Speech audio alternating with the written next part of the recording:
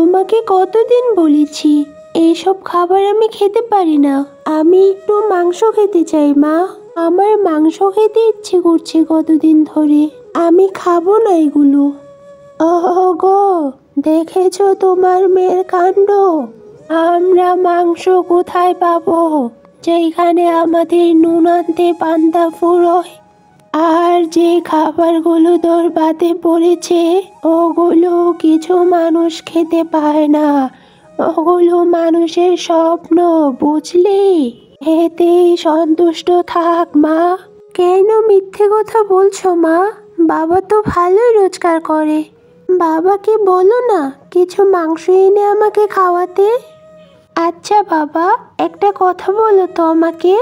আমার ফুপ্পি তো অনেক ধনী, কিন্তু তুমি ফুপ্পির ভাই হয়ে কেন এত গরিব? আমার ফুপ্পির ছেলে তো ভালো ভালো জামা পরে, ভালো ভালো খাবার খায়, তাহলে আমি কেন পারি না বাবা?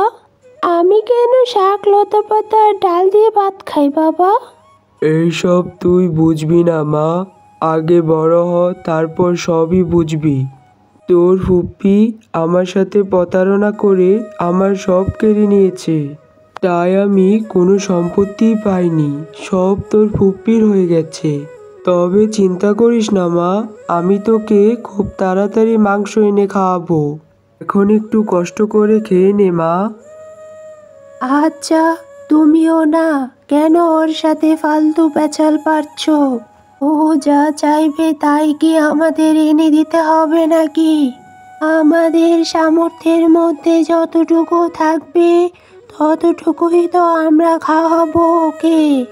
তুমি খাবারটা খাও তো, তারপর কাজে যাও।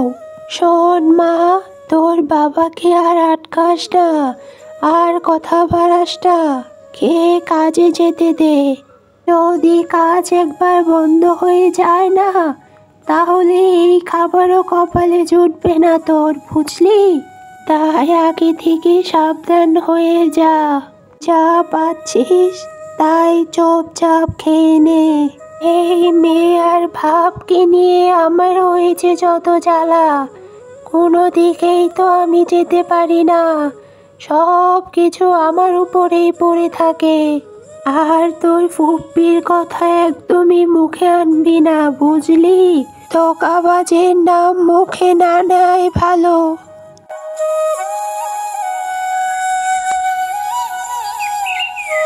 জানিস বোন, তোদের এই নদীর পাড়ে বাড়িটা না আমার অনেক ভালো লাগে। আমিও যদি তোদের বাড়িতে থাকতে পারতাম তাহলে অনেক ভালো লাগতো, কারণ নদীর পাড় আমার খুব পছন্দের। তোর কি ভাগ্য রে বোন, নদীর পাড়ে থাকতে পারিস। কিন্তু আমি দেখ, ওই দালান কোঠায় থাকতে আর ভালো লাগে না। আর সব সময় মাছ মাংস খেতেও আমার ভালো লাগে না। ইচ্ছে করে তোদের বাড়িতে এসে কিছু ভর্তা ভাত খেয়ে যাই। যদি সম্ভব হতো তাহলে কি আসতাম না বল তুই? কিন্তু তোর ফুপ্পি তো তোদের বাড়িতে আসতেই দেয় না আমাকে। ভাই, আমি কি জানি না তুই আমাকে বড় বড় কথা বলে খেপাচ্ছিস? তবে আমি জানি আমার ফুপির মতো তোর মনটা এত খারাপ না। তুই অনেক ভালো। মাঝে মাঝে আমার অনেক খারাপ লাগে রে বোন। আমার মাঝে কেন তোদের সাথে এমন করলো? আমার অনেক মায়া হয় তো ওদের জন্য। আমি প্রতিদিনই চাই তোদের বাসায় আসতে, কিন্তু আমার মায়ের জন্য আমি আসতে পারি না। এই কিরে বোন, হঠাৎ করে এমন বৃষ্টি নেমে গেল। আমি এখন যাই তাহলে, আর একটু দেরি হলে মার বকাবকি করবে।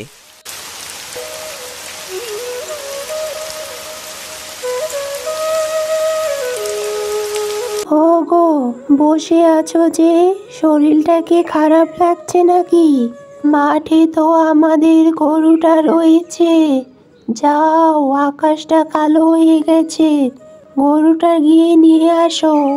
গরুটার যদি কোনো ক্ষতি হয়ে যায় তাড়াতাড়ি যাও, আর আমাদের মেয়েটাকেও ডেকে নিও।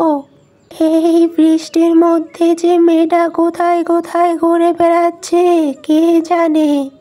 তোমাদের নিয়ে তো আর আমার চিন্তার শেষ নেই। আরে গিন্নি, এমন করে বলো না। শরীরটা অনেক খারাপ লাগছে আজকে, তাই বসে আছি।